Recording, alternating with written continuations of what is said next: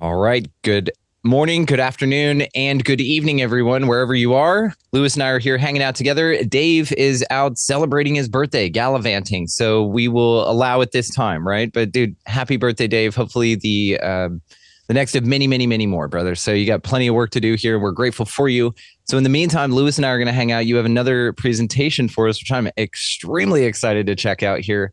So, of course, all the ways to find Lewis, Dave, myself, everyone will be located down in the show notes, down in the show description there.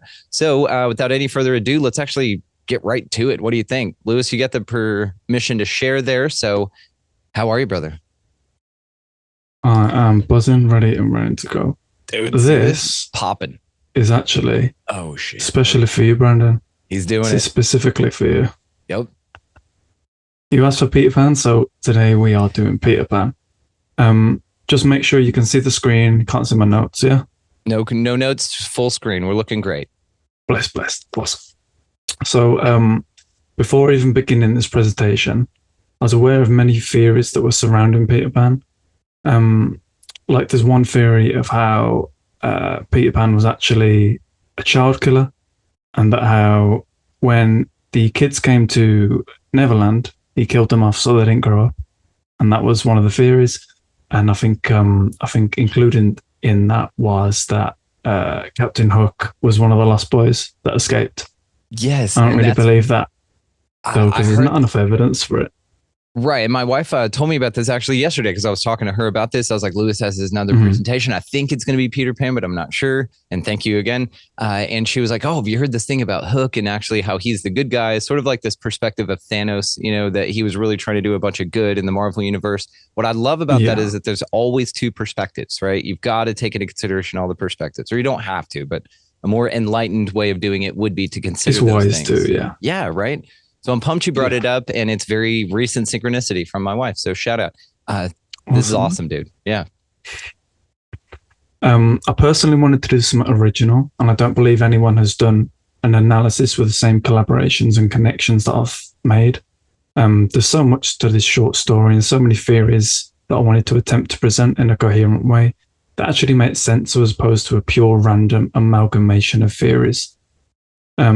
If you could write in the comments whether you prefer the storytelling from a quasi one-dimensional framework that tackles themes that run along the whole film, or if you prefer specific like sporadic analysis that compare individual scenes and moments but doesn't have one singular motif or viewpoint that runs throughout the whole story. Now in this film, I find personally it isn't as obviously esoteric as something like The Wizard of Oz, which we covered before, where the themes in that are, to me at least, clearly outlined. This is more of an obscure film that we can garner meanings from individual scenes and characters, but the story as a whole lacks a deep enough meaning for it to be easily analysed and taken apart from, let's say, a first viewing.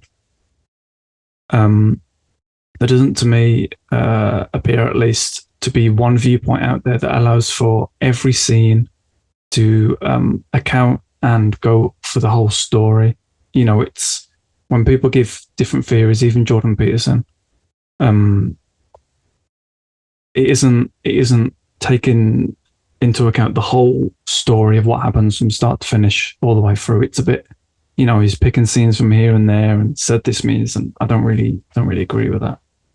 It's that context that's so important. This is why sound bites, people sound bites from folks and they'll go, oh, can you believe he said this? It's like, well, dude, play the beginning and end. Like, let's hear the context of it before we start saying what's really going on, right? Good point. So this is more, I'm going to attempt to give a psychological perspective, as I believe, again, there are very few occult and esoteric themes that run along the narrative. So my understanding of the film, again, encapsulating the film as a whole, all the scenes and all the elements, is that it is, just like The Wizard of Oz, a dream. Neverland is Oz, essentially, except she isn't attempting to ascend Wendy. She's actually trying to decide. We all know when we have difficulty about a decision that we tend to dream more, and this comes through symbolically, like we may see two paths or two cars to follow or two roads, and be something that presents us with a choice, since we are unsure, and the subconscious comes up to help us make a decision. And this is essentially what the film's about. One thing that we must be vigilant about, especially in Disney films made by Walt Disney himself, is that he hides 2, 3, 4 little hidden messages within the film. Here is one in which we see the common motif of the moon. We see the infinity symbol in the middle, perhaps representing, again, as we discussed in The Wizard of Oz, the moon matrix, endless cycle, reincarnation, that sort of thing. Not something that I personally believe, but something I wanted to add in there for the viewers. So I believe that Wendy's subconscious is actually where the whole story of Neverland, and it includes Peter Pan and everything, takes place.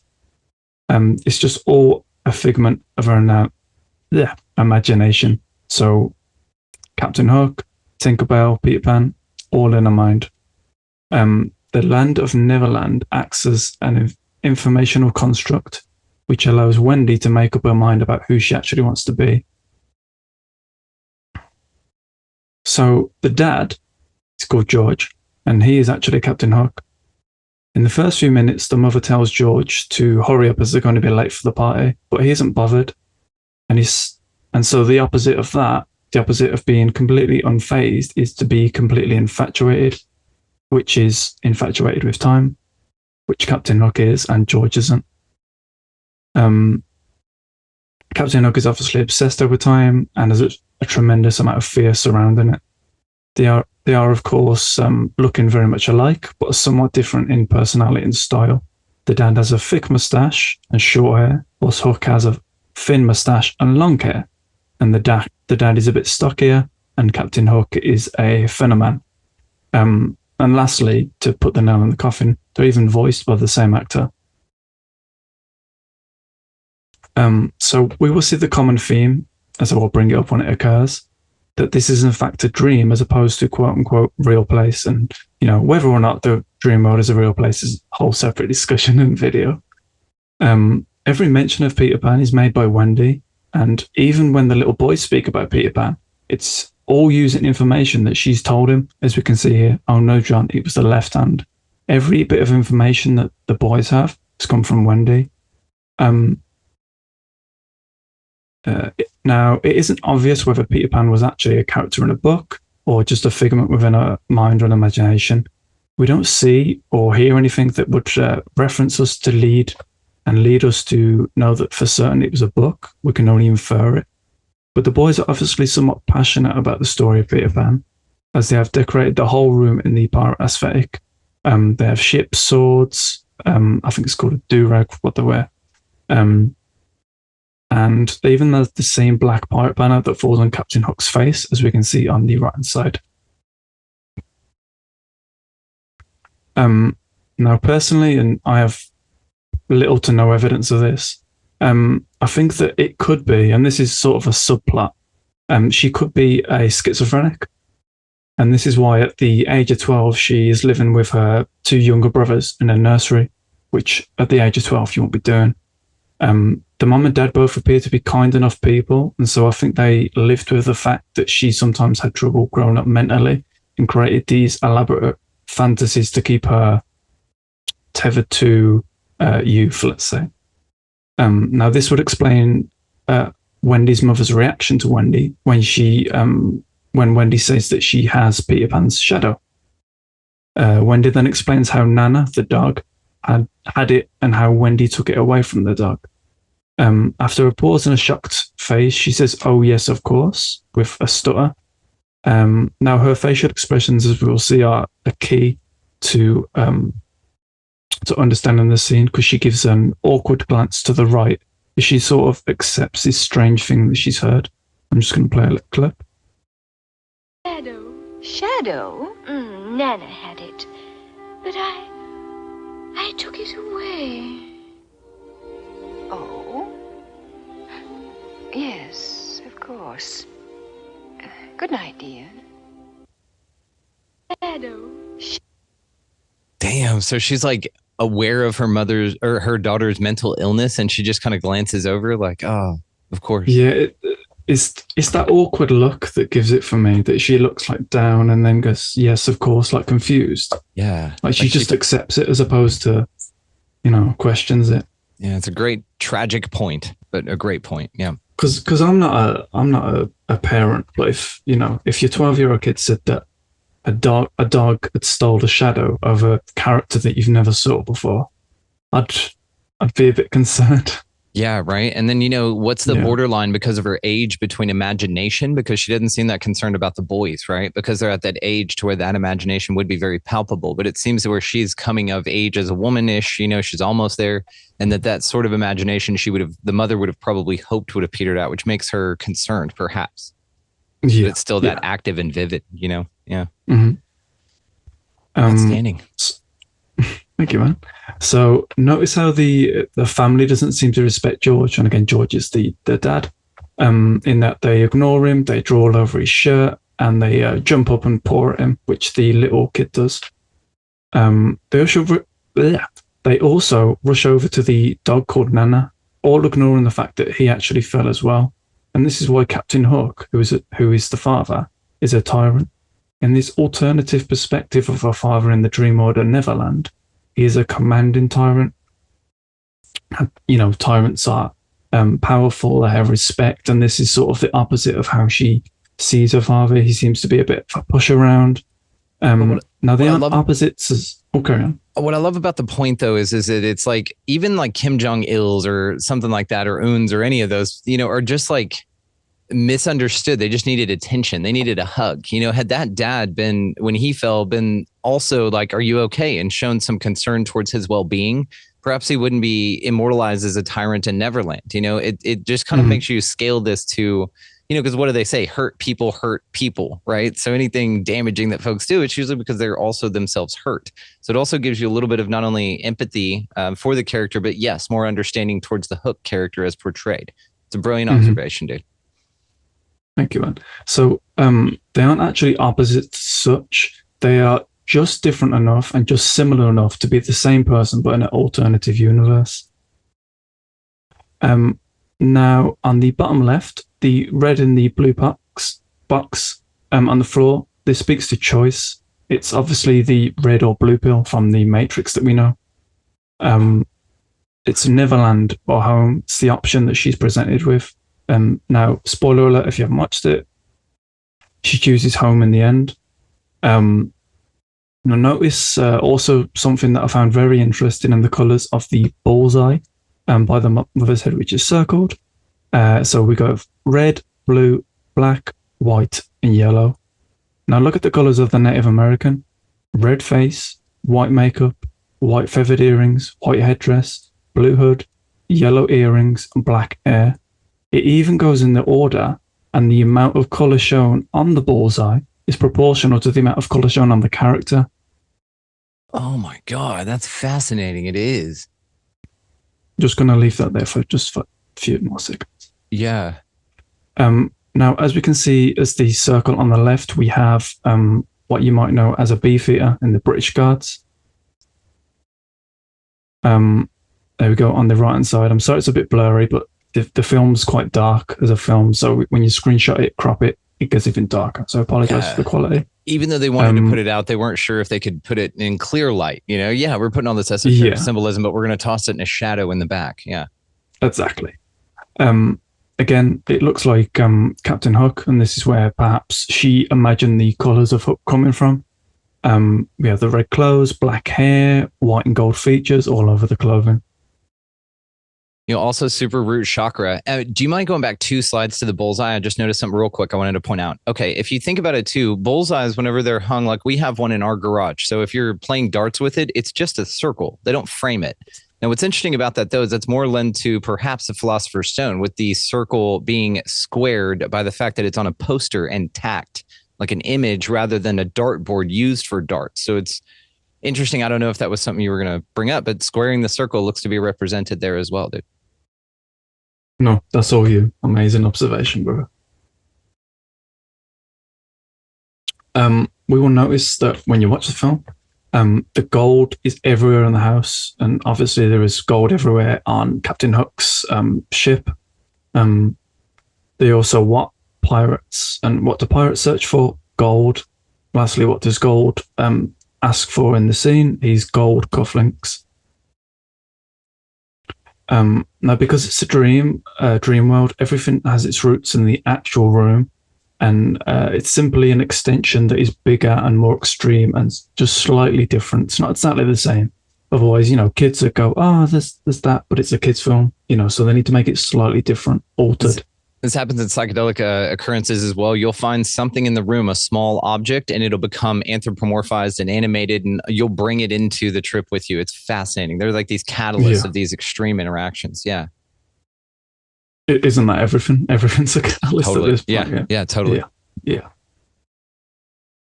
Now, when you actually, again, we said the gold. When you grow up, it is pertaining to the acceptance of reality and the dismissal of fantasy and the imagination. Now, the father desires the children to grow up because it's more practical, as he is a practical man, as we see in the very first few scenes, meaning he has no time or respect for imagination as it trips him up. He cannot understand it, and for him, it causes more harm than good. Now, when he trips over the blocks, which is a symbolized meaning for he's tripping up in his mind, he puts the dog outside, and this can be seen as the final brick in the wall, solidifying his perspective on the world around him.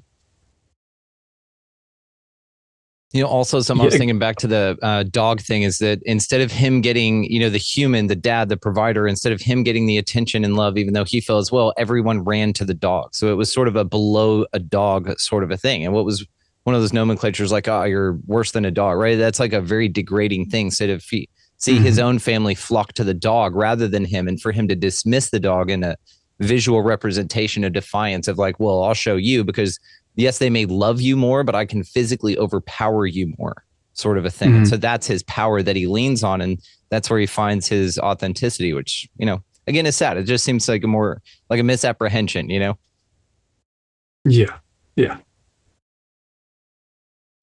So yet again, we see the motif of gold covered all over George, like connected with him. A golden door lock, golden door knocker, golden cane, golden pocket watch, golden cufflinks, golden key. He holds the golden key to illumination, in which transforms Wendy's indecisiveness to assurance.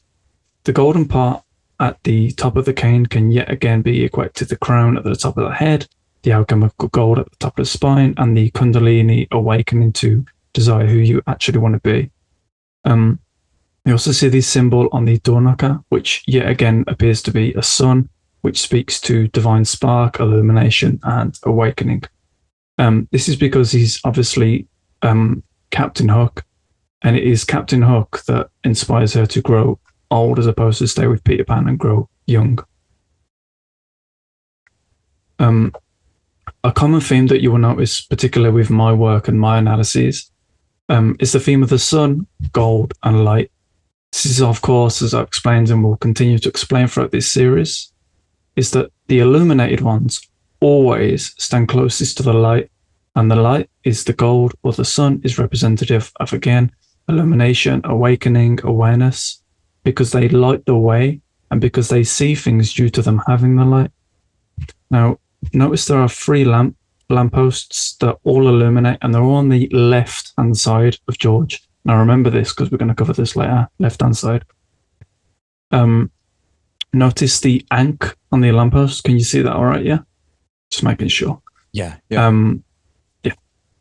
So at least in my basic understanding, as I'm not really too deep on the ankh, it symbolizes both the male and female properties, creativity and intuition, to name but 2. The ankh is a union of the male and female. The bottom symbolizes the phallus or the penis. The circular open at the bottom is the vagina or the womb. Thirdly, it speaks to the kundalini ascension, the stalk being the spinal column and the circular being the head. Lastly, again, with my limited knowledge on the ankh, we also see that it's Tesla's electric oscillator. I wanted to make a note that it was there, but as to my conclusions to why it's there and its connection with George and with all the characters, I'll be honest, I'm unsure. I even looked into it briefly, whether the lampposts were the same shape in the late 50s in London and where it was set, but I can't find any connections or evidence that they were actually that shape. I don't believe in coincidences, so I think it was put in there for a reason. Maybe you guys have a theory, but I personally can't think of one. What's interesting in the 3, I mean, you're thinking Orion's belt with the way that it's spaced. You've got 2 a little bit closer, the middle offset just a little bit. This sort of a pretty accurate representation of what it would actually look like. And then you have the bottom cone where the light is coming out that looks like a closed pine cone, but also conical. And then you also have the spire on top that's sort of reminiscent of this ether energy aggregator or something like that. And then maybe to cross-reference, the only thing I can think of is other Disney reference films. So you have things like the Aristocats, you have like 101 Dalmatians that perhaps took place in the same universe in the same time, right? Drawn by the same folks. Yeah. So you may see some correlations there, or maybe they change, and them changing is noteworthy, in some way. It's very interesting. Notice how, as well, I didn't highlight this for some reason, fun as well. But they actually are in a triangle shape. I don't know if you can see on my mouse. Yeah. Like an elongated triangle, like long. Just something to note. Now, here we see Peter Pan for the first time as the parents leave for the party. And behind him we see the moon, a feminine symbol, which also speaks to the cyclical nature of our being. Here, I believe it speaks to Wendy's cyclical change just before she meets Peter Pan. This could be literally psychological or spiritual change. However, I'm learning it to be in more psychological and physical change in the form of a cycle just before her puberty. Notice how she's taller than the rest of the children, even though compared to her brother, who appears to be of similar age, height growth is a pre-sign of puberty. As Peter Pan enters the room of Wendy, John, and Michael, the camera zooms in on Wendy sleeping, showing us how what happens next will be all in the mind of Wendy as it zooms into her face. Now, to me, Tinkerbell actually symbolizes the negative aspects of woman. She's jealous, moody, murderous, self-conscious, obsessed, needy, oversensitive, manipulative, and codependent, which are all symptoms of, let's call it, the troubled female. Which is all in their mind, by the way, which is brilliant that you pointed this out.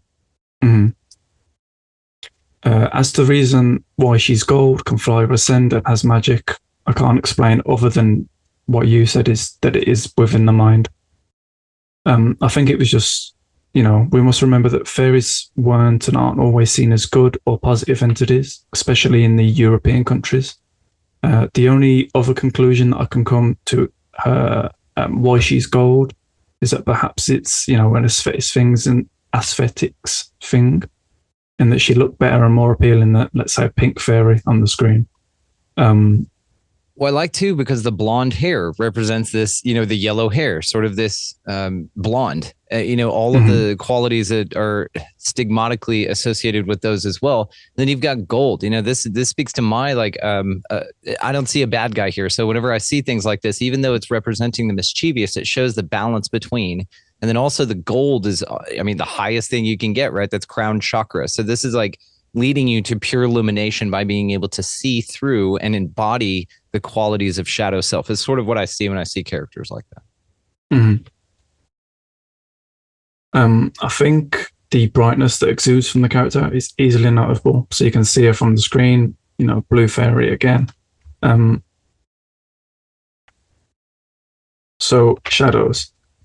Shadows are... fuck. So I'll put something in here where I wanted Dave to explain something, but obviously he's not here, so maybe he'll write a comment about it, and we'll get to that in a bit, though. Absolutely, we'll bring it for a follow-up. Absolutely. Yeah, definitely. Shadows are supposedly created by blocking out the light, meaning a loss of connection to our other selves. If you don't keep a hand on your shadow, it will get away from you. The shadow represents obviously the shadowed darker part of ourselves. Not only that, but how they are beings within their own right. Notice how he trips over the shadow of the table as opposed to the physical table itself. In some sense, it can interact with the world around it, demonstrating what we call physical properties. Just like when the darker parts of us come out and interact with the world when we're, let's say, drunk or tired or, any other situation in which our shadow might come out. The shadow speaks to many things, but as I try to keep all my works sort of interconnected, I find that the shadow is actually Wendy's shadow. The shadow was an excuse for Peter Pan to enter the room, waking Wendy and taking her to Neverland. He explains that he's always outside her window as he enjoys her stories. It took her, Wendy, addressing her shadow, her indecisiveness about wanting to stay young, to then wake up, in which she wakes up and meets Peter Pan. A shadow isn't a fixed thing. By using our intention and being aware of the shape that our shadow creates, we can then alter that shape into whatever we desire. Whatever we seek that shadow to be, we need only first understand the previous shape in order to then morph our current one into the shape that we desire. You also hide things in your shadow, and why?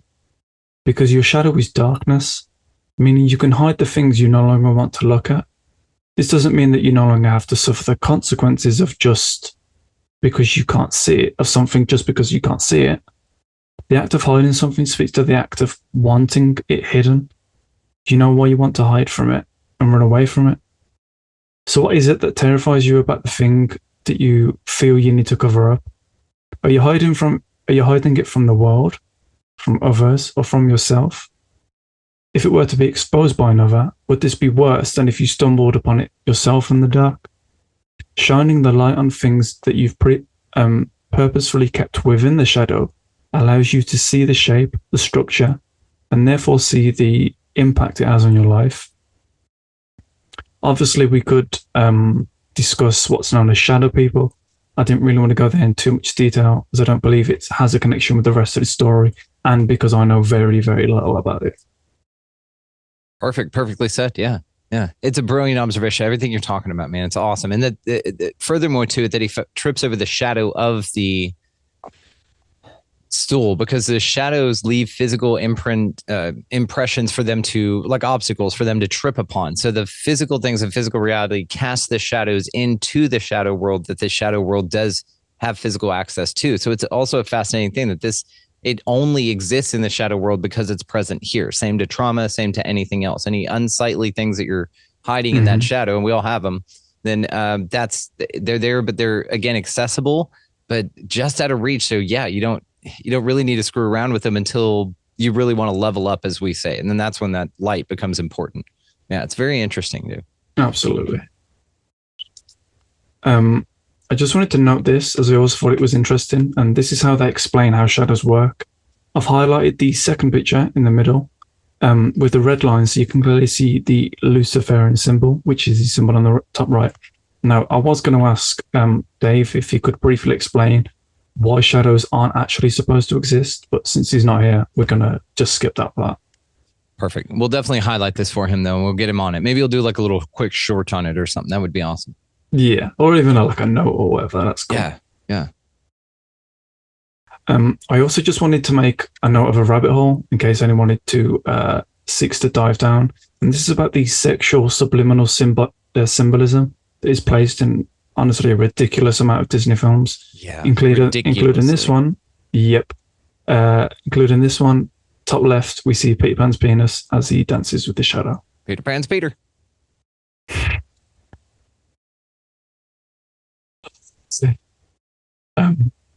Now, Wendy and Peter meet for the first time, and she says, and I quote, "You know, you look exactly the way I thought you would." Now, this is one of the nails in the coffins for me, that this is in fact a dream in Wendy's imagination. How could she not know what he looked like, but have detailed information about his story, enemies, and even knowledge of Neverland and the characters that are in Neverland?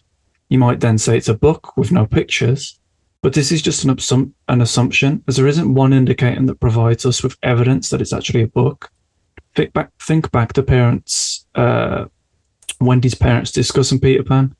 In every dialogue that we have, even with Wendy herself, we hear no mention of the book. The mother even seems surprised about hearing about Peter Pan, indicating it isn't a book, for if it was a book, they would know Peter Pan because they would have bought the book for them. You don't have 12-year-olds buying books for themselves, do you know what I mean? So that is the only way they could have got it. So it's not a book. Put my foot down. It's perfect. I love it. I mean, it's so brilliant because yes, it's more to that she's making this up because again, he loves all of her stories. Who loves all of your stories? You know what I mean? Yeah. Yeah. Yeah. Because they're all yours, isn't it? Right. Yeah. Now this is sort of maybe a taboo topic, but one of the indicators of early signs of first period is sexual curiosity. We see Wendy expressing her happiness after being told Peter's taken her to Neverland. We're trying to give Peter a kiss on the lips as opposed to, let's say, a hug or a kiss on the cheek. And obviously we see the red little, I think this is a jar or something, which to me looks like the Red Chief. Yeah, great tie-in. Mm-hmm. When you're happy, you feel like you're floating on a cloud. Floating is what? Flying. And this is why in order to fly, you need to think of any happy thought. Flying is simply an analogy for feeling good. I just wanted to notice this because I thought it was funny. How the characters for a second don't have faces and how Peter's featureless. Yeah. It's like you can see the design animation. Yeah. Just thought it was cool to that. It is cool. It's a great grab. Yeah. If you've watched my previous presentation of The Wizard of Oz, you'll know all well what this speaks to. Briefly, this speaks to the rainbow bridge, the bridge between worlds, and the pot of gold at the end of the rainbow, which is the alchemical gold. The gold in this case, in this specific instance, is a definitive answer to who she wants to be and who she is. Does she want to grow up or does she want to stay young? It's an achievement, hence why you get a gold for first place. As we discussed earlier, Captain Hook is the father called George. Now, why does he have a hook? Well, for one, he's a pirate, and pirates are stereotypically known for having hooks. And number two, it perhaps alludes to the fact that it's the left-hand path in occult circles. The left-hand path followers attempt to garner godhood, and to achieve this, he believes he must kill Peter Pan, and this is why he may be so infatuated with him. Again, we have the red coat and the red design, let's say, of the ship, speaking to base consciousness, root desires, revenge, etc. We also have the red coat, the crown on the chair, symbolizing royalty, British royalty specifically, and that is why he's the red coat, if you remember from the previous thingies. Which is specifically in London, by the way. The red coat's connected to the Queen and that, and so it would make sense that it was inside Wendy's mind. And then so when they got shot, the enemies wouldn't see him bleed? I believe so, yeah. Yeah. Interesting tactic. Fucked up, innit? Carry on.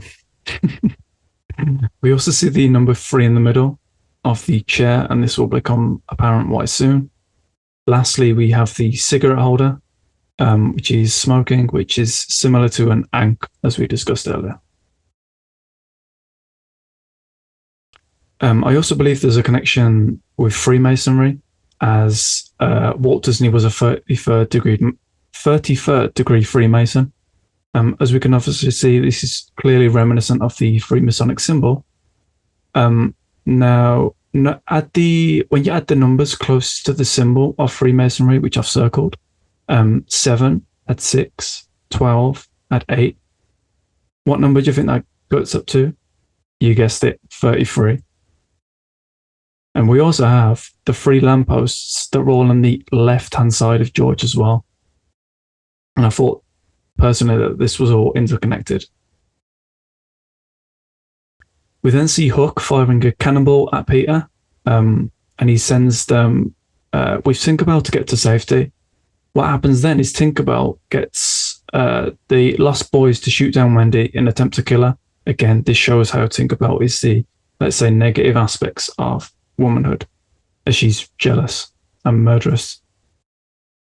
Now, the Lost Boys follow everyone and anyone at a whim's notice. They sing a song whilst marching to where they're marching to kill the Red Indians, I believe. About how they follow in line and they are seen bumping into things, showing not only they're not looking where they're going, they aren't thinking either. They don't think for themselves, and this is why they are lost. So when we do this, we may as well be automatons. Arguably, the greatest gift we have received within this human experience is a level of consciousness in which allows us to be able to think for ourselves and to be able to use free will. When we follow the crowd because it is easy, it is a complete disrespect to whomever or whatever gave us and allowed us to have this level of consciousness. Not using your mind or your free will is like someone giving you a gift, you taking it, spitting in the hand, and then hurling the gift in some random clump in your room with no more regard to it than you would a pair of shoes. That's my personal opinion anyway. Sometimes less. We have thousands, if not millions, who hold their shoes in higher regard than they do their mind or their consciousness. In my opinion, and all it can ever be is an opinion, it's completely disrespectful, and we should honor and be grateful for our gift, as its capacity is limitless, and its reach is never ending. However, the boys lack a mother. They lack the foundational nurturing quality that would allow them to feel what is essential in order to experience life at its fullest. They also lack a father, a proper one that is. Sure, they have Peter Pan, but he's just a kid who won't grow up. One of the jobs as a father is to get your children ready for the real world. It is to make them realize the reality of the world, danger, struggle, sacrifice, hard work. But Peter doesn't offer that to them. Instead, he offers the prospect of remaining a child and not growing up.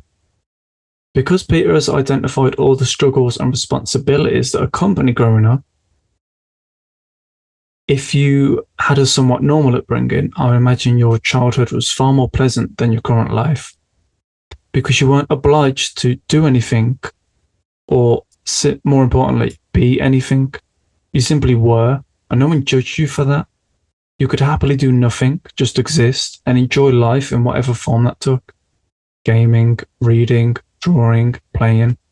This is what life is like as a child. It is a state of being. It's a state of I am here and I am in the now and I live in the now. But we can't always live in the now. The ticking crocodile of time is always after you, and someday you will succumb to it, at least in this life. Living in the now can only get you so far.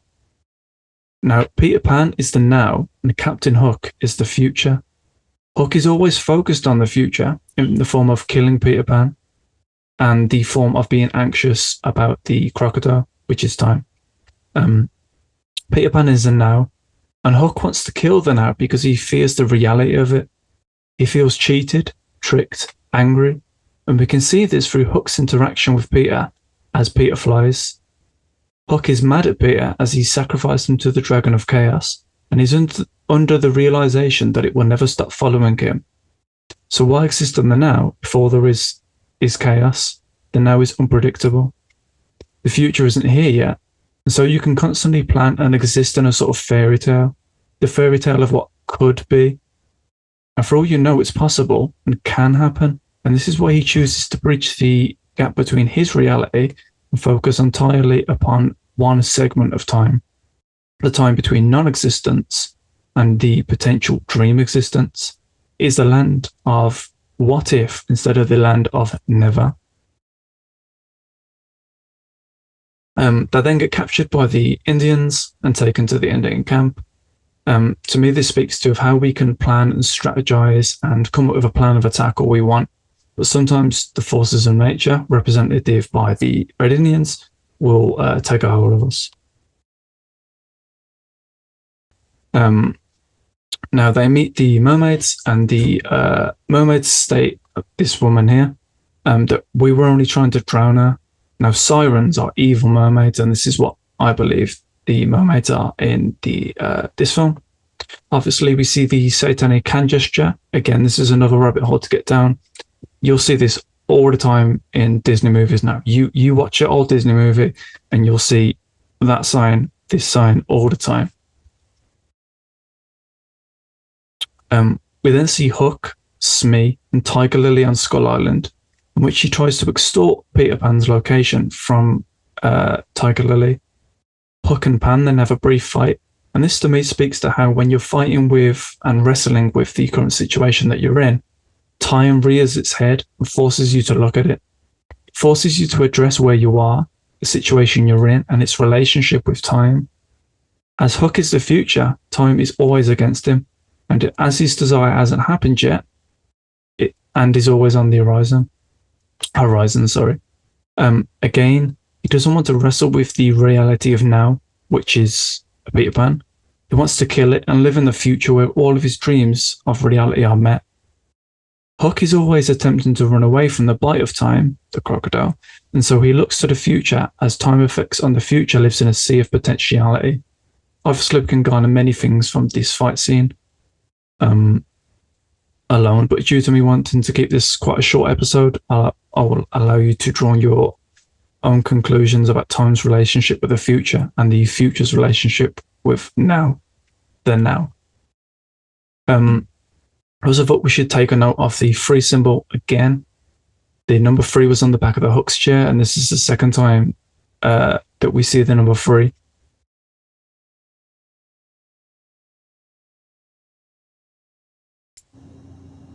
Can you see that, yeah? Yeah. Awesome. Now, just wanted to make a note of how he goes in a circle, because he's a clock. Yes. He's going counterclockwise, though, which is interesting. Mm-hmm. Oh, bear me 2 seconds. You can't see my notes now, no? No, sir. You're good to go. Awesome. We have the 3 sign once more, and of course, this could always be squiggles as a design, but I like to add things so you can just draw your own conclusions, whether or not it was meant to be put in there or just a design. It's neither here or there. We have the triangle on the door, as you can see on the right hand side.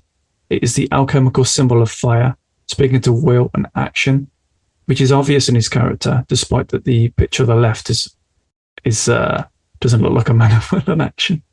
Well, it's good because it shows even everyone has, we're still in these physical bodies and you still have to recover, no matter who you are. Yeah, absolutely. Hook then sends Smee off to capture Tinkerbell and bring her to Hook so that he can find out Peter's hiding place. Wendy and the boys then have a parade and dance with the Native Americans. Wendy's then told to get firewood as she is a woman, and sees Pan Eskimo kissing Tiger Lily, which is kissing with the noses like that. She then gets mad and shocked at the erratic behavior of her 2 brothers, and this is when she finally decides, after experiencing Neverland and being with Peter Pan for so long, that she desires to go home. It is the Native Americans, apologize for the racism or whatever, it is the red man or the red face that makes her realize her desire. Again, pardon the racism, and see the symbology. It was specifically the red-faced woman which made her realize her true desire. The red face speaks to what? Blood, puberty, and perhaps her first period. We then have little boys without a mother, can't grow up, no role model, no one to emulate. And this is when she shows the qualities, sings about the qualities of a mother, which she now wants and desires to be because of the first period from the Native Americans. Both Peter Pan and Captain Hook are actually tyrants. One wants conformity, and the other wants a complete lack of responsibility. Again, see the Lost Boys immediately attempt to join up with Hook because they don't think for themselves and they just follow anyone and everyone that offers them a route to go. They followed John here without a whim, without knowing who he was or whatever. Peter then receives a package which has a bomb in it, which we can obviously extrapolate out the notion of being wary and careful when we receive gifts, and especially unearned gifts. They may appear to be a gift, but the intention behind it and potential explosiveness within can't always be seen at face value. Sometimes things blow up in our face, and something that seems so great can turn out to be damaging. It is a sign, this scene, to be wary and cognizant of things that appear to be packaged in a neat little bow. They are then given an ultimatum with a pen or the plank. Now, the pen signifies a contract, maybe even a soul contract. You are giving away your values, your truth, your beliefs, and the things that make you, you. You're essentially selling your soul, who you are, just for comfort. Most of us have some sort of value structure, some immutable truths that we will always believe and stand by. But how far are you willing to stand by them? Are you willing to allow tyrants to coerce you through threats of death or violence, but then turn your back on the truth and your divine sovereignty? And what good are they, then, if, at the threat of force, you are willing to give them up, just so you don't have to suffer? When you were given the option to walk the plank, how far will you walk down it before the fear kicks in, and you bow down and turn your back on your ocean of beliefs? Who are you? And how important are the structures in your own life? Are they serving you? Would you fight or die if necessary to stand on the side of truth? Are you really who you say you are? And if you are willing to give up all that makes you, you. Oh, sorry. If you are really who you say you are, if you are willing to give up what makes you, you. Oh, I know what I mean. If you would take the pen over the plank, perhaps you need to reevaluate your current beliefs and why they are your beliefs. Are they in fact your beliefs? Or have they been forced on you? Society, family, government, religion. These are all pillars which give you and offer you things to believe in, a choice, a purpose, something to become a part of. But if you would rather take the pen and turn away from those pillars, how strong and important can they really be in your life? Maybe you should start looking at something that you would walk the plank for, something that you would die for and fight for. Only once you know the true purpose in your life, the true reason for your being, can you walk on the plank with a smile on your face, knowing full well the only person to judge you is you. You can happily go out of this existence knowing full well that your death was not in vain. I'm talking about a true purpose here, where your only goal in life is to become that, to emulate that, to stand by always and give your life to it. In the end, only you will judge yourself. Now ask yourself, will you sign the contract, or will you walk the plank and maybe have nature fly down and save you? Because as Terence McKenna says, nature loves courage. Just going to take a drink, 2 seconds. Dude, absolutely. Nature absolutely loves courage. I've taken my own personal leap of faith and I've done several since then, and they all get easier. They all get easier because confidence is just a series of successes. Absolutely brilliant. To that point too, there's a metaphor I've been using about this, about a bridge, connecting over a massive chasm that you would absolutely die if you fell off. But the bridge needs to appear rickety. It needs to appear horrible and shitty and scary so that you take the step. But it's just like that movie, Indiana Jones and the Last Crusade, right? That final bridge over to where the cup was, it blended exactly in with the rocks in front of him, so he couldn't see. He had to have faith that it was there, and so he steps out, and then you kind of pan to the side and you can see what the truth of it is. And this is sort of the analogy I use it absolutely, because again, I've experienced it. I've stepped out, I've been like, no, there's nothing there. I'm absolutely fucked. And then you step out and dude, you absolutely see it. You are always supported. And it, like you said, nature loves courage. It loves it. And so there's no way that it would punish you for doing that. If you take yourself up on it. Actually, the inverse is true in my experience. You absolutely get punished every moment of your life for not living in your true authenticity. And there are those planks that you will put in front of yourself as your higher self, perhaps, that encourage you to take yourself up on those greater, grander versions of yourself. And that's all this is. But the beautiful part is it's supposed to be scary, which while some folks find it unappealing. But again, if you sort of look at that model, like I've been a big fan of, is you run towards what scares you. I'd be skipping down that plank, dude. It's all good. You will be caught. It's just fascinating. So I'm grateful that you brought it up, and the metaphor you're using and the analogy you have with it is absolutely beautiful, my friend. Thank you. And I know you're going to point it out, but the 3 fingers on the side. on the one side? I know there's 4 total hands pointing there, but there's 3 fingers on that one side that are really dominant and together. Yeah. More 3 symbolism. Yes, sir. Pan then saves Peter Pan, then saves Wendy, and they fight as Hook loses and gets chased by the crocodile. And then all travel to London, home, and Tinkerbell sprinkles the pixie dust on the boat to make the ship fly. Pardon me. So now she has actually attained the gold that she sought out to seek. We then see the clock stroke 11 as the parents come home from the party. 11 is, of course, a master number and speaks to a change in heart of one of the lead characters, in which, this case, Wendy, as she explains to her father that she actually desires to grow up as opposed to stay a child. The reason that Wendy is found at the window is because that she actually opened it herself while she was sleepwalking. We also have further evidence that it's just a dream through John and I can't remember the other boy's name, having clean white clothes, no marks after their supposed adventure. Michael. Yes, the one.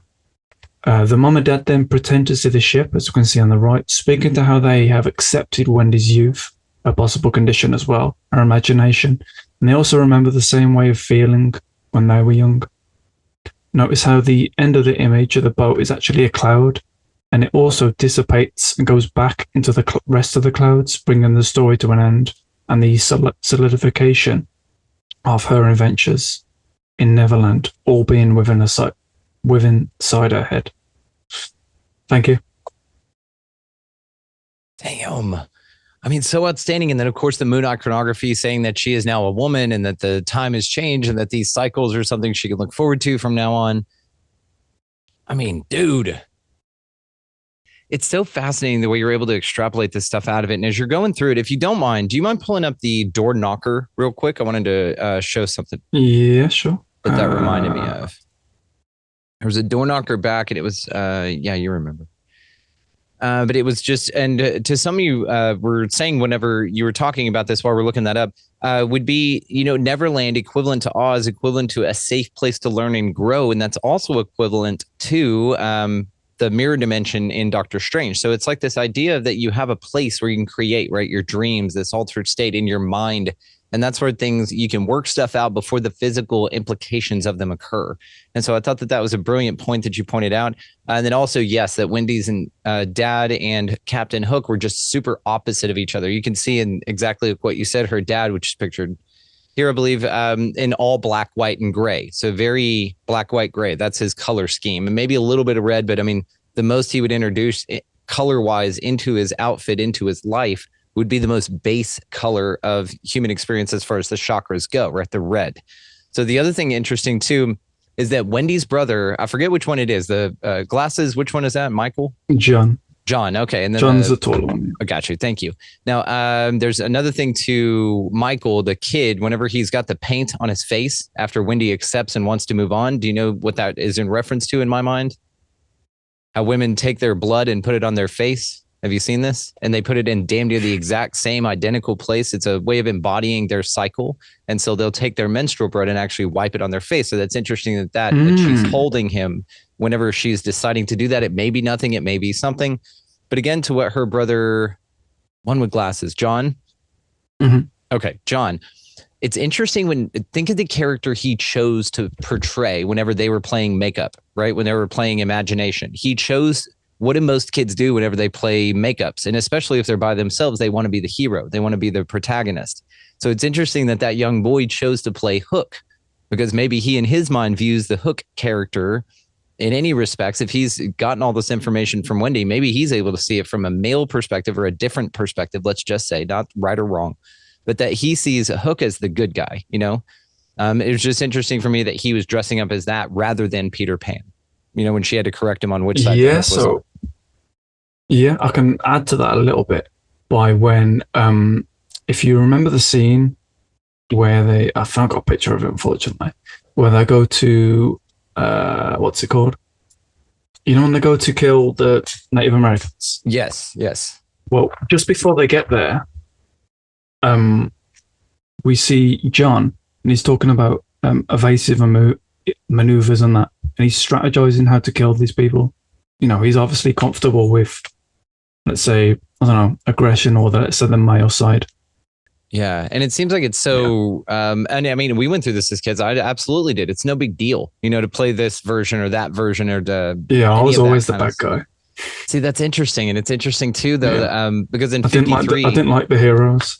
Right. Well, because maybe you could see through some of the nonsense. You could see the empathetic side of the other, and so this is the thing. This like juxtaposition, this duality that's focused on where they highlight extreme opposites of experience. Right. It just seems to be that, and especially what these lessons seems to teach us, just like what you said in the Lewis of Oz series, which thank you for that.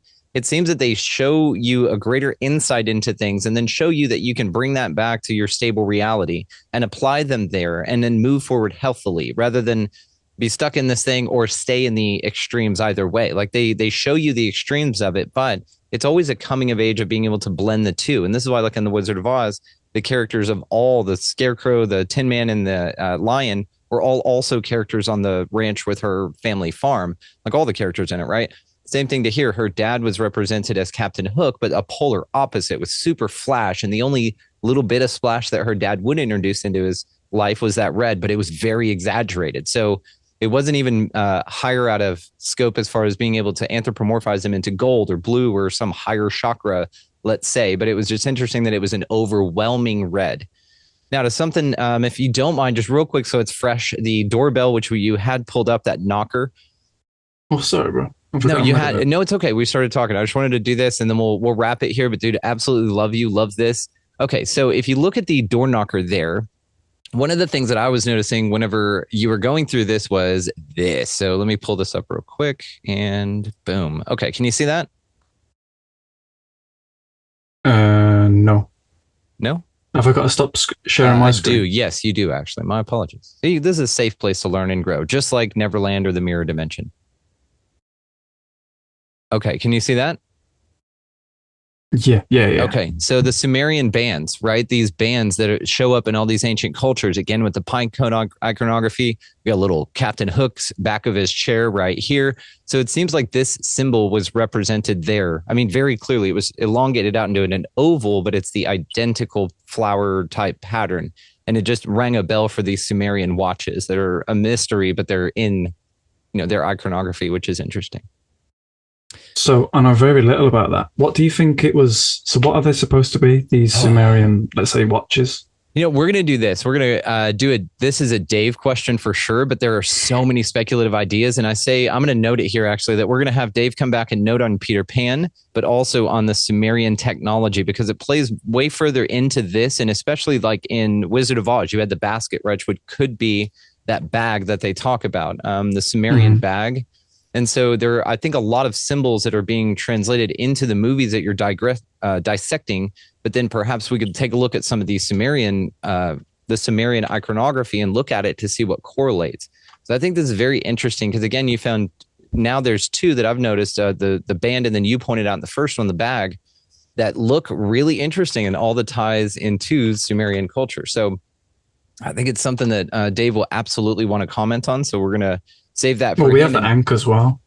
Yes, you've got that's an ancient as fuck as well. You got it, yeah. And then here, just for shits and gigs, I will show this so that we can sort of see it for next time. All right, so we have this bag represented here, and guess what's on his hand over here as well? It seems to be on that right hand. Yeah, because it was on the figures facing the other way in the other image here, this one here. And so it seems like, right hand, and then you have this interesting watch that they're wearing. But even this figure has not only the bag, but then the cone as well, and then the watch. So these symbols, it's also on the left-hand side as well. He's a left arm, sorry, as well. Yes, so the bag is on the left arm, and then the... No. There's also a wristwatch on the left. Right here? Oh, let's see if I can get a better picture. Oh, yes, there we go. They're on both. They are on both. So is that only on if they're like a Constantine type of thing. No, so you have this character, which you can't see his other hand. So perhaps now this is him from another side, but same thing. I mean, this iconography is Because if we go to the top left, where you are now, top left, see, he has the 2, and the other one, he only has the 1. So if you click on the bottom right, see here 2, very clearly 2. And look, this one's faced out. Mm-hmm. And again, the cone in one hand, bag in the other, wristwatches on either. Yeah, so go back for us, just one. Look, real quick, look at this leg. Does this look like a machine leg? Like with gears and shit in it? I know what you mean, like right H.R. Geiger. Yeah, like a Geiger. Oh, this is absolutely Geiger style. That's brilliant. Sumerian Geiger. There we are on the right. This one here? Go up one. Right. This one here? Yep. Yep, there you go, both. See, he has one as well. One here on the left and on the right. And that looks machiny as well, his right leg. Yes, right here. Look at the kneecap. That's what I'm really looking at here. My kneecap, it would be a solid one, right? Not fold. I get some of these details as far as the calf goes, but it's very accentuated, exaggerated, which may have just been the style. His arm has a little bit of that too with some creasing, but it's interesting, when you're looking at, especially the knee, dude. The knee is like, I don't know. But again, this iconography it's sort of pine cone, isn't it? Yeah, pine cone.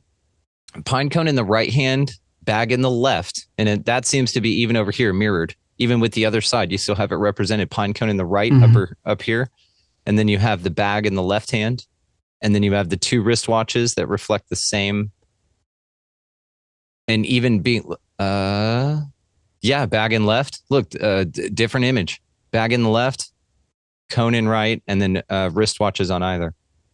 Wings as well, which back then symbolized that not that they could fly, but that perhaps they were capable of flight. So like they didn't actually have wings. That was depicted to show that they could fly, like cherubs and shit like that. I learned that from Neil Geddes Ward when he came on. And he said that... it's always the left one with the bag and the right with the pine cone. Yep, that's what it looks like, yeah. Maybe that speaks to the bag being, let's say matter, let's say the masculine, physical, and the right being pineal, which is, of course, mental, spiritual. Intuition, maybe. Yeah, and how I kind of visualize this is it's the bag of infinity. So the bag can have anything in it that you want, and then the cone focuses what you want to create in front of you. So it's held out sort of in your way to view before you, but you always have a bag full of infinite possibilities to pull from. This is sort of my thing. And then you have the left and the right bands for right, masculine, feminine, duality, representing duality in these choices of infinite possibility. Maybe. I don't know. That's they're also in line as well. Yeah, they line up this way. And then the cone also being raised at more of an eye level, more of a throat level, if you see that. The point, the angle in which it is. So now it's casting out in front of you. So we would think, if this was what it was doing, which was creating your reality in front of you, you pull from an infinite bag of possibilities. You're also capable of flight, meaning you have some supernatural qualities or the ability to fly with technology, whichever one is represented here with wings. And then you have the bracelets as well, which are in some way maybe markers of time. Like that's how you reset. Maybe you come back. Maybe it just simply represents, like we were talking about, duality, or maybe it is some sort of technology. But all of it represented here in multiple different reliefs and depictions from Sumerian tablets, Sumerian art. Look at that. It also appears to be in line with the throat, which perhaps speaks to words. And obviously we know the power of words. Like that's how you create. Abracadabra. As I speak, I create. You're absolutely right. And that's the thing, is the position of it. I think that's a beautiful observation. Lewis, dude, we're going to end it there. Great job. Tell the folks where they can find you, man. I don't really do anything, to be fair, brother. If you link Dave's Substack, I do write in there. And I'm a much better writer than I am a speaker. Yeah, that's about it, really. That's my only public work, I'd say. Perfect. Well, then, as we represent Dave, check out Patreon for all y'all guys. All my stuff, you know where to find me, so just do that. It's all linked below. Lewis, dude, thank you so much. This is outstanding, man. As always, we're looking forward to the next one, and we'll get together with Dave very soon and go over some of the Sumerian iconography, and that may, translate into some other things as well. And we may have stumbled onto something huge here. So I say we keep yanking that thread. What do you think? Definitely. And by the way, guys, this is going to become a series. I've already got a list of films, so if you enjoy it, it's going to be more on both Brandon's end and Dave's end. Dude, totally. And throw some down there, and on the Walt Disney one, Atlantis. That movie's cool. Remember that? That older I've never animated. Have you never checked that No. one out? I'm going to put that on your list just for you, for some chill time, for some downtime, your nothing box, where you could just sit there and chill in it. And then maybe add that one to that amazing list that we cannot wait to get to, dude. Lewis, thank you so much, brother. Thank you, man.